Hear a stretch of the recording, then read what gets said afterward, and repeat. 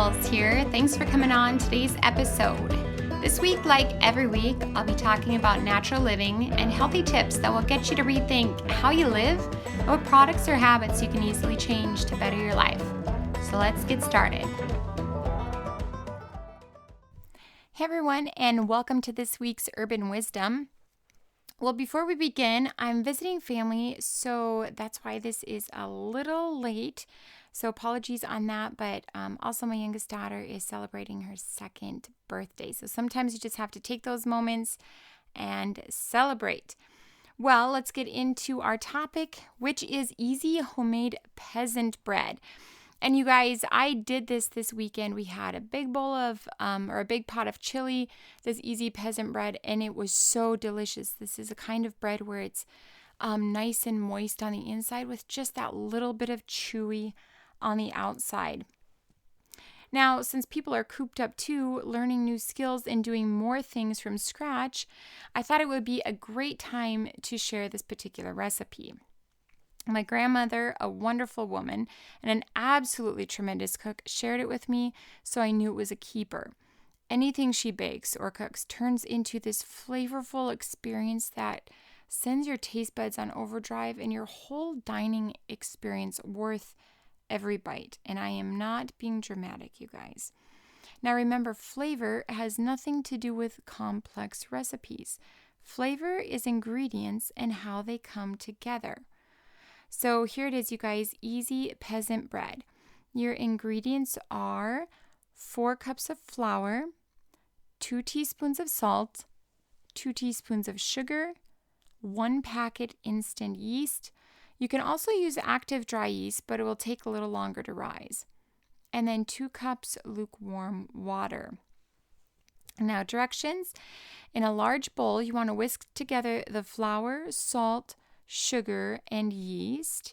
Then add the water and mix until the water is absorbed and the dough comes together in a sticky ball. Cover the bowl and set aside in a warm spot to rise for 1 to 1.5 hours or until the dough has doubled in size.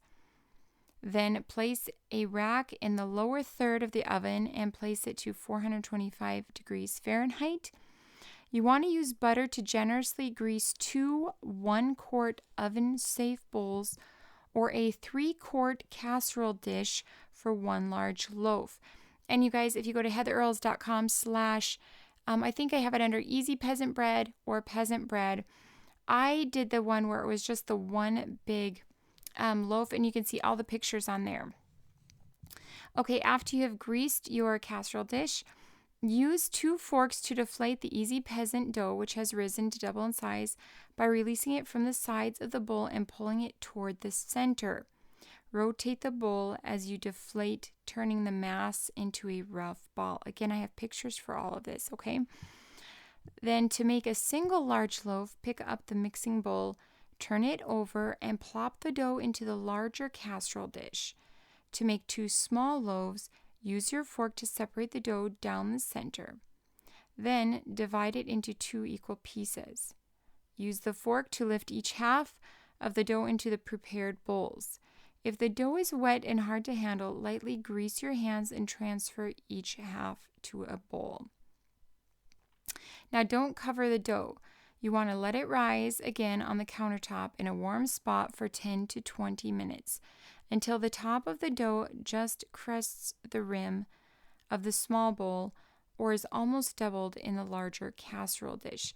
Now you guys, want to give you a little pointer. Where I was visiting my family, they live in a higher altitude area and it's very hard to raise bread there. So all we did is, my sister had, she has one of those top oven and bottom ovens. We used a top oven, and then in the lower one, we heated the oven, turned it off, and then we put a bowl of water in there. And then again, we heated the top oven, shut it off, and waited till it was warm, not enough to kill the yeast or bake it, but enough so it would rise. And it did the trick. So if you live in one of those tricky areas, just try to use your oven and some water to help the rising. Now, you want to bake the peasant bread for 15 minutes after it's risen the second time. After 15 minutes, you want to reduce the heat to 375 and bake for 17 to 20 minutes. More for smaller loaves, or 25 to 30 minutes more for a single large loaf, again, which I did. Now, when golden brown all over, remove from the oven and turn the bread out onto a cooling rack. Another way to check it is I always tip up the bread, if it has that golden brown on the bottom also.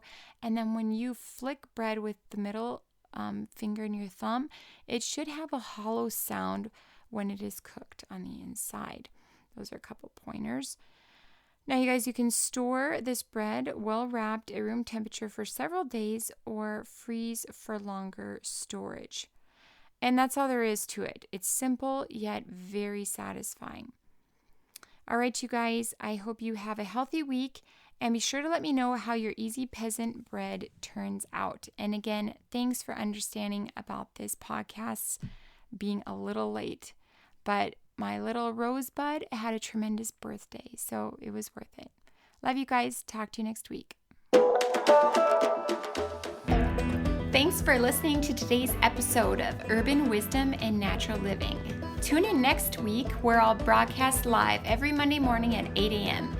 If you miss it live, hold those tears and head on over to my blog, which is heatherearles.com. That's Heather, EARLES.com. There you can have 24/7 access or right here on iTunes. If you want to follow me on social media, you'll find me on Twitter, Facebook, Instagram, LinkedIn, and Pinterest. Have a healthy week.